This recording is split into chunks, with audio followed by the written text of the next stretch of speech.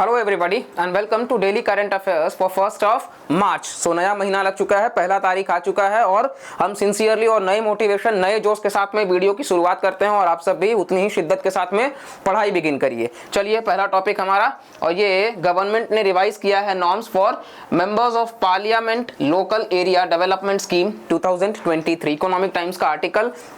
और ये इतना लंबा चौड़ा जो नाम है वो एमपी लाड्स स्कीम को दर्शा रहा है, जिसके ऊपर ऑलरेडी यूपीएससी ने प्रीवियस ईयर क्वेश्चन पूछ रखा है। तो ये काफ़ी इंपॉर्टेंट टॉपिक हो जाता है हमारे एग्जाम के लिए, ठीक है। और आज से हमने जो चेंजेस इंट्रोड्यूस करा है, हम डेली करंट अफेयर्स तो डिस्कस कर ही रहे हैं, साथ साथ में उस टॉपिक से रिलेटेड हम एक पीवाईक्यू भी ऐड कर दिए हैं, जो कि आपके लिए काफ़ी बेनिफिशियल होगा for the upcoming civil service examination, WBCS examination, EPFO examination. तो जो लोग इन एग्जाम्स की तैयारी कर रहे हैं, साथ साथ मल्टीपल स्टेट PCS की भी तैयारी अगर आप कर रहे हैं या SSC CGL का, तो उनके लिए भी काफ़ी बेनिफिशियल रहने वाला है। तो बस जुड़े रहिए और फर्दर ऐसे और भी एडिशंस होते रहेंगे। चैनल को बस सब्सक्राइब करके रखिए। पहला टॉपिक एमपी लाड्स, और ये ministry of statistics and programme implementation जो है, जिसको हम मॉस्पी मंत्रालय भी कहते हैं, ये रिवाइज करा है गाइडलाइंस जो कि एमपी लाड्स स्कीम को लेकर के है, और ये 2023 में किया गया है, यानी कि रिसेंट का है। तो जो नए गाइडलाइंस है ये बेसिकली क्या कहते हैं कि कोई भी पार्लियामेंटेरियन जो होगा वो रिकमेंड कर सकता है works as per the changing needs of the community, जैसा उसको ज़रूरत समझ आएगा वैसा वो रिकमेंड कर सकता है। और इसको लेकर के एक नया वेब पोर्टल बनाने की भी बात करी गई है कि एंटायर जो प्रोसेस है फंड फ्लो का फ्रॉम कहाँ से वो ऑपरेट किया जाए, वेब पोर्टल से ही, यानी कि एक नया वेब पोर्टल इसके लिए डेडिकेटेड लॉन्च किया जाना चाहिए। फिर आप देखोगे तो ये फैसिलिटेट करता है रियल टाइम मॉनिटरिंग वगैरह कि ज़्यादा से ज़्यादा मतलब एग्जैक्ट लोकेशन पे क्या काम चल रहा है, ये साथ साथ में ट्रांसपेरेंसी पारदर्शिता लाई जा सके, अकाउंटेबिलिटी यानी कि जिम्मेदारी बढ़ाई जा सके। इसके अलावा आप देखोगे तो एफिशिएंसी भी बढ़ाया गया है और इफेक्टिवनेस को भी बढ़ाया जा सके थ्रू दिस पर्टिकुलर स्कीम। इसके अलावा आप देखोगे एमपी लाड स्कीम क्या है, जैसा कि हम आपको बताया कि क्वेश्चन यहां से होगा, ये गारंटीड है। और एमपी लाड स्कीम जो है वो एक सेंट्रल सेक्टर स्कीम है, तो आपको पता ही होगा सेंट्रल सेक्टर स्कीम जो है वो 100% फंडिंग बाय सेंट्रल गवर्नमेंट, और इसको लॉन्च किया गया 1993 में। काफी इंपॉर्टेंट है कि central sector scheme 1993 year. Objective क्या है इस स्कीम का, तो ये ऑनरेबल जो एमपीज होते हैं हमारे, जिनको हम चुन करके पार्लियामेंट में भेजते हैं, वो रिकमेंड कर सके वर्क ऑफ डेवलपमेंटल नेचर, जिसका एम्फेसिस क्या होना चाहिए कि क्रिएट हो ड्यूरेबल कम्युनिटी एसेट्स, जैसे कि स्कूल्स, हॉस्पिटल्स, इंफ्रास्ट्रक्चर इस तरीके से बनाए जाए जो कि लोकली लोगों की जरूरतों को पूरा करे, और ये रेकमेंड एमपी करेंगे, ठीक है। मिनिस्ट्री कौन सी रिस्पॉन्सिबल हमने देख लिया, मॉस्पी वाली। इसके साथ साथ में कहीं ना कहीं जो है वो फंड वगैरह को प्रेस्क्राइब करा जाएगा, मॉनिटर किया जाएगा, और ministry again statistics and programme implementation, काफी इंपॉर्टेंट है, याद रखिएगा। हर साल एक एमपी को रिसीव किया जाता है 5 करोड़ रुपए का 2 इंस्टॉलमेंट्स में, यानी कि 2.5 करोड़ के किस्तों में। और ये जो नेचर ऑफ फंड्स है वो नॉन लैप्सेबल है। मान लीजिए कि 5 करोड़ जो है वो आवंटित किया गया, दिया गया, जिसमें से 3 करोड़ पे काम हुआ है और 2 करोड़ अभी भी पेंडिंग है, तो ये जो 2 करोड़ है वो अगले साल ऐड हो जाएगा, वो वहीं से लैप्स नहीं हो जाएगा। तो एमपी लैड्स के तहत जो फंड्स है वो नॉन लैप्सेबल होगा। इसके अलावा लोकसभा के जो सदस्य होंगे वो काम को रेकमेंड कर सकते हैं अपने कॉन्स्टिट्यूएंसीज के अंदर, ठीक है। अब अगर कोई लखनऊ कॉन्स्टिट्यूएंसी से है तो वो सिर्फ और सिर्फ लखनऊ कॉन्स्टिट्यूएंसी के अंदर ही काम को रेकमेंड कर सकता है। इसके अलावा जो इलेक्टेड मेंबर्स होंगे राज्यसभा के, वो रेकमेंड करेंगे वर्क्स को with in the state of election. मान लीजिए अब अगर कोई महाराष्ट्र से है पर्टिकुलरली, तो वो सिर्फ और सिर्फ महाराष्ट्र राज्य के विकास के लिए वो कर सकता है। मतलब लोकसभा का दायरा छोटा था, वो सिर्फ कॉन्स्टिट्यूएंसी के लिए, जबकि राज्यसभा पूरे स्टेट के लिए, ठीक है। इसके अलावा आप देखोगे तो जो नॉमिनेटेड मेंबर्स होते हैं वो कहीं ना कहीं, चाहे वो लोकसभा के हों या राज्यसभा के हों, वो रेकमेंड कर सकते हैं works anywhere in the country. जैसे कि आपको बता दें कि जो भी लोकसभा या राज्यसभा में जो नॉमिनेटेड सदस्य चुन के जाते हैं, उनके पास में सबसे ज़्यादा यहाँ पे पावर है, क्योंकि वो पूरे देश में कहीं पर भी काम जो है वो बता सकते हैं, रेकमेंड कर सकते हैं, ठीक है। चलिए एमपीज जो है वो रेकमेंड करते हैं हर साल काम को, और ये बेसिकली 15% होता है ऑफ द एमपी लाड्स एंटाइटलमेंट, जो कि आपका एससी पॉपुलेशन के लिए और 7.5% एसटी पॉपुलेशन के लिए है। यानी कि कहीं ना कहीं जो हर साल वो काम बताते हैं उसमें से 15% शेड्यूल्ड कास्ट के लिए और 7.5% शेड्यूल्ड ट्राइब के लिए भी कवर होता है। फिर आप देखोगे तो जो अथॉरिटी जो रिस्पॉन्सिबल है वो डिस्ट्रिक्ट अथॉरिटी है, यानी कि जो डीएम है। आप यूपीएससी का एग्जाम क्लियर करिएगा, आप फ्यूचर में जो आईएएस ऑफिसर बनिएगा, जो आप डिस्ट्रिक्ट मजिस्ट्रेट बनिएगा, तो आपके पास मुझे पावर होगा कि इन्फोर्समेंट क्या है वो आप करिएगा, रिकमेंडेशन एमपी करता है लेकिन इन्फोर्समेंट आप करिएगा।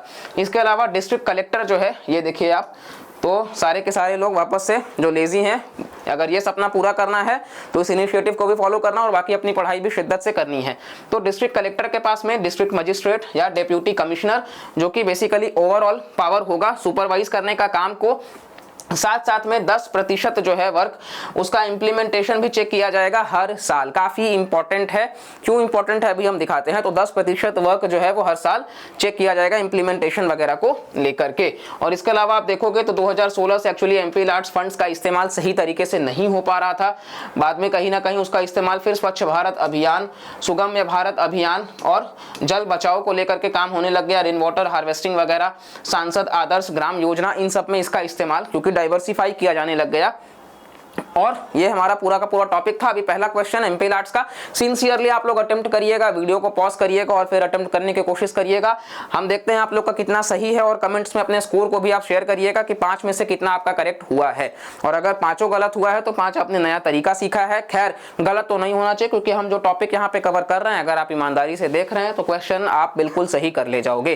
बट स्टिल एनीवेज क्वेश्चन पे आते हैं कि एमपी लाट्स से जुड़ा हुआ क्वेश्चन है और करेक्ट इसमें से क्या है उसके बारे में पूछा गया है। तो पहला स्टेटमेंट जो है वो ये बताता है कि जो एमपी लाट्स फंड्स है उसका इस्तेमाल किया जाता है ड्यूरेबल एसेट्स बनाने के लिए, जैसे कि हेल्थ और एजुकेशन जैसे फिजिकल इंफ्रा को। तो ये कहीं ना कहीं पॉजिटिव स्टेटमेंट है, तो करेक्ट हो सकता है।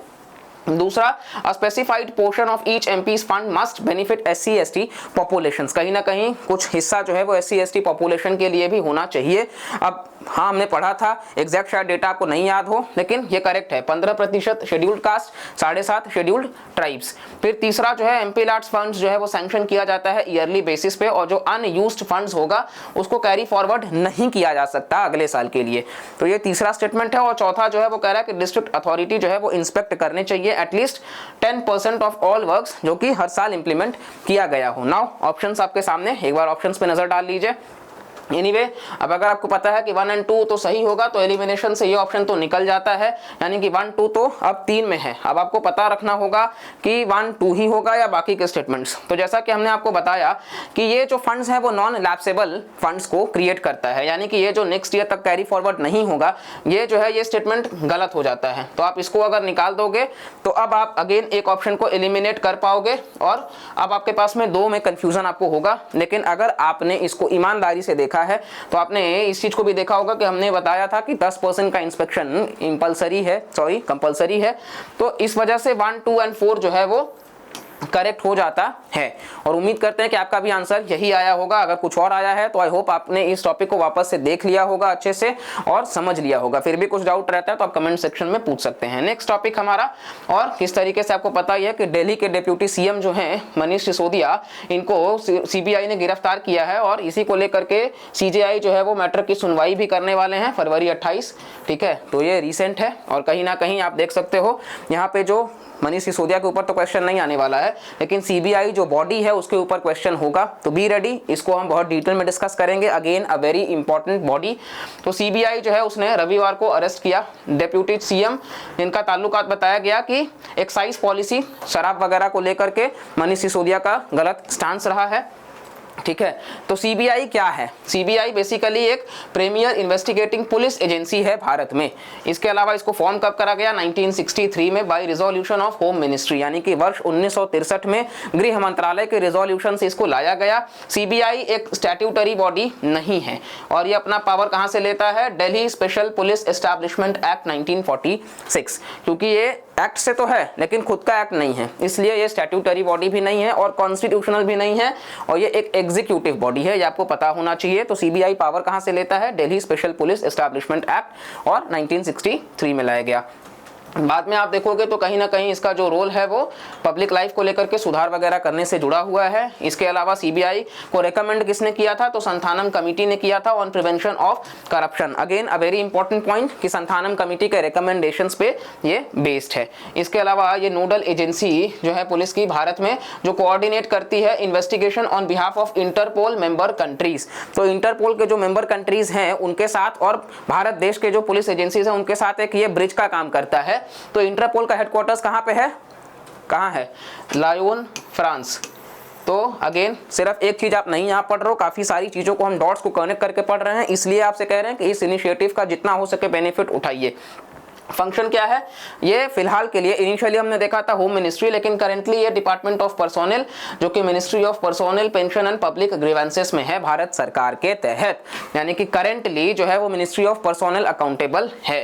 ठीक है, इसके अलावा इसका जो सुपरविजन है कि सीवीसी के तहत जो काम करा जाता है, प्रिवेंशन ऑफ करप्शन एक्ट 1988, उसको भी ये इंस्पेक्ट कर सकता है। अपॉइंटमेंट सीबीआई डायरेक्टर का कौन करता है, तो बेसिकली डीएसपी यानी कि Delhi special police establishment act पे होता था 2014 तक, लेकिन बाद में कहीं ना कहीं 2014 के बाद लोकपाल एक्ट को जब लाया गया तो फिर कमिटी बनाया गया कि सीबीआई डायरेक्टर को चुना जाएगा, और उस कमिटी में कौन कौन होता है, तो प्रधानमंत्री होते हैं, लीडर ऑफ अपोजिशन होते हैं, और लीडर ऑफ द, अगर वो नहीं है तो leader of the single largest opposition party, और साथ साथ चीफ जस्टिस ऑफ इंडिया या फिर सुप्रीम कोर्ट के जज। मतलब कुल मिला के 3 सदस्य होंगे, prime minister, leader of opposition अगर वो नहीं है तो उनके बिहाफ पे हमने देख लिया, और सीजेआई अगर वो नहीं है तो उनके बिहाफ पे भी हमने देख लिया। सीबीआई को आरटीआई एक्ट के दायरे से बाहर रखा गया है, ये भी पता होना चाहिए। तो सीबीआई जो है वो आरटीआई के दायरे में नहीं आती है, आप कुछ भी सीबीआई से इंफॉर्मेशन नहीं निकलवा सकते हो आरटीआई का इस्तेमाल करके। अच्छा, right to information fundamental right में कौन से आर्टिकल में है, ये आप लोग कमेंट सेक्शन में जरूर बताइएगा।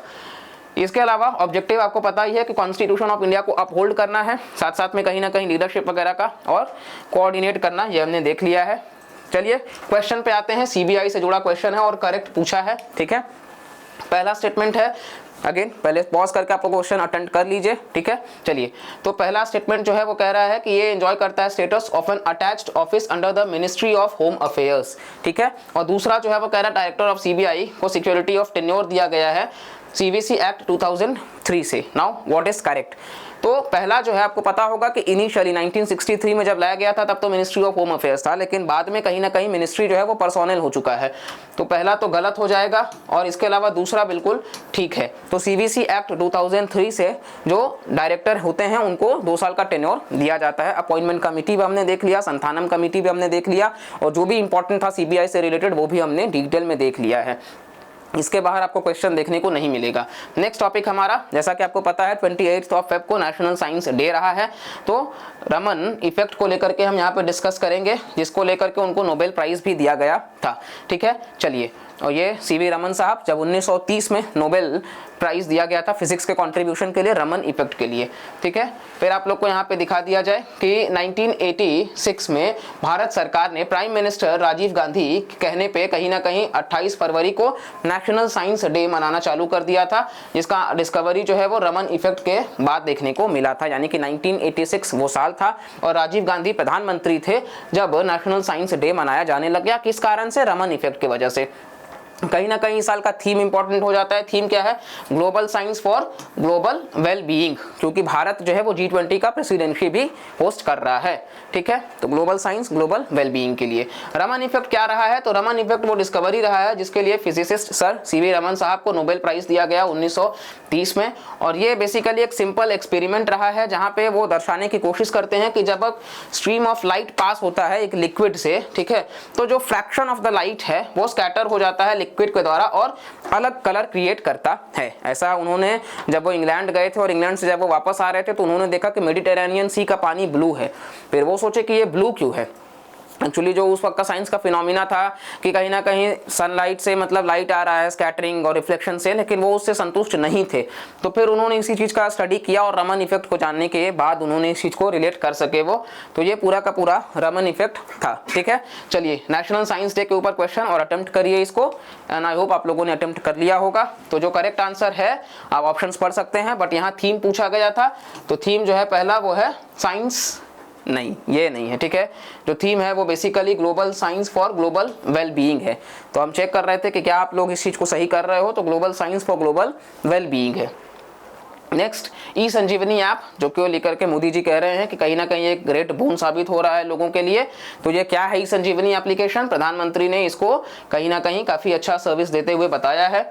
और ये एक नेशनल टेली कंसल्टेशन सर्विस है जो कि ministry of health and family welfare का पार्ट है। मतलब कि आप फोन कॉल से डॉक्टर्स के साथ में जुड़ सकते हो, ठीक है। मिनिस्ट्री कौन सी है? Health and family welfare. ये अपने आप में पहला है जो ऑनलाइन ओपीडी सर्विस प्रोवाइड करता है कंट्री के गवर्नमेंट को सुधार करने के लिए, उनके नागरिकों के लिए, और इसको लॉन्च किया गया 2020 में, कोरोना काल में। और ये इनेबल करता है फ्री ऑफ कॉस्ट, सेफ और structured video based clinical consultations एक डॉक्टर और एक पेशेंट के साथ में। तो ये फ्री ऑफ कॉस्ट है, ये आपको याद रखना है ई संजीवनी के माध्यम से।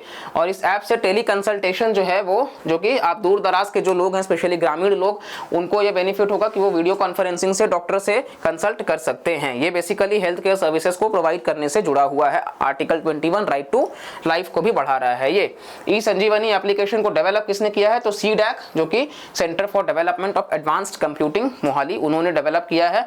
और कहीं ना कहीं अभी तक 10 करोड़ से ज्यादा लोग इसके बेनिफिशियरीज हो चुके हैं। ये क्वेश्चन आपके सामने ई संजीवनी से जुड़ा, अभी आपको बहुत अच्छे से क्लियर हो गया होगा कि जो करेक्ट आंसर है वो है हेल्थ सेक्टर। तो आप ऑप्शंस खुद से पढ़िए, वीडियो को पॉज करने के बाद में क्वेश्चंस को लगाइए, क्योंकि ये आप सबके लिए ही इस चीज को इंट्रोड्यूस किया गया है कि प्रीलिम्स अब आ रहा है, तो एंजॉय करिए लर्निंग को। लास्ट आर्टिकल हमारा प्राइम मिनिस्टर श्री नरेंद्र मोदी जो है वो ट्रांसफर किए हैं इतने करोड़ का टुवर्ड्स पीएम किसान सम्मान निधि। तो ये इंपॉर्टेंट स्कीम है, बार बार चर्चा में रहता है, तो इसको हम डिटेल में कवर कर लेते हैं कि पीएम किसान स्कीम क्या है। ये एक सेंट्रल सेक्टर स्कीम है, अभी हमने डिस्कस किया था एमपी लाट स्कीम, याद करिए, भूलिए मत। और जहाँ पे 100% फंडिंग भारत सरकार से होती है। और ये ऑपरेशनल कब से है? तो 1 दिसंबर 2018 एग्जैक्ट डेट है, ये हमने ऑफिशियल वेबसाइट से लिया है। तो 2019 भी हो सकता है, आपको कंफ्यूज नहीं होना है, 1 दिसंबर 2018 से। और इस स्कीम के तहत एक इनकम सपोर्ट दिया जाएगा 6,000 रुपए का पर ईयर, 3 इक्वल इंस्टॉलमेंट्स में, जो कि सारे लैंड होल्डिंग फार्मर फैमिलीज को दिया जाएगा। पहले स्मॉल एंड मार्जिनल थे, लेकिन अभी सभी को कवर किया गया है। डेफिनेशन क्या है फैमिली का इस स्कीम के तहत? तो हस्बैंड, वाइफ और माइनर चिल्ड्रन, ठीक है। तो सारे बच्चे नहीं आते हैं, सिर्फ माइनर चिल्ड्रन आते हैं जो कि फैमिली का हिस्सा हैं।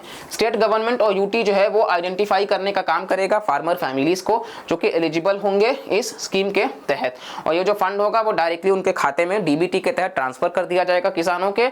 और कुछ लोगों को एक्सक्लूड भी किया गया है, वो भी अभी हम देख लेंगे कौन कौन वो लोग हैं। तो बेसिकली इंस्टीट्यूशनल लैंड होल्डर्स जो हैं सारे के सारे, उनको इस स्कीम से बाहर रखा गया है। साथ साथ में आप एमपीज, एमएलएस, गवर्नमेंट सर्वेंट्स, इन सबको भी बाहर रखा गया है।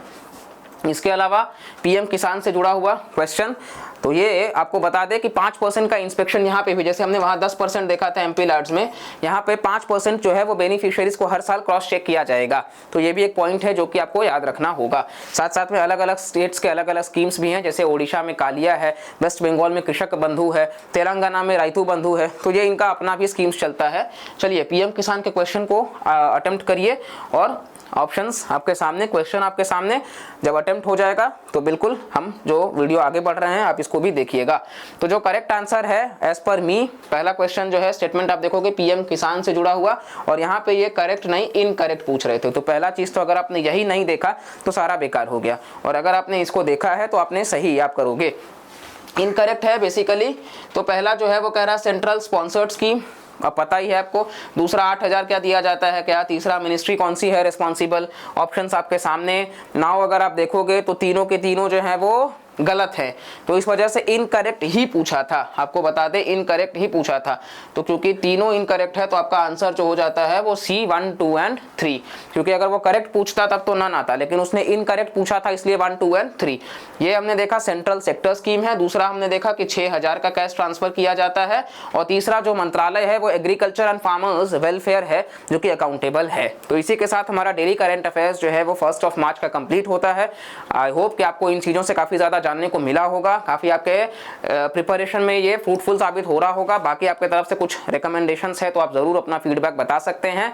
बाकी के लिए हम और ऐसे कंटेंट के साथ आप सबके साथ जुड़ते रहेंगे। बस वीडियो पसंद आए तो लाइक करिएगा, और जेन्युइन कमेंट्स के साथ में मोस्ट वेलकम भी है, और साथ साथ में कहीं ना कहीं सब्सक्राइब करिएगा। और इस जो हमारी लर्निंग इनिशिएटिव है इसको आगे बढ़ाते हैं और सारे लोग मिलकर के इसका हिस्सा बनते हैं। चलिए bye bye, take care and thank you.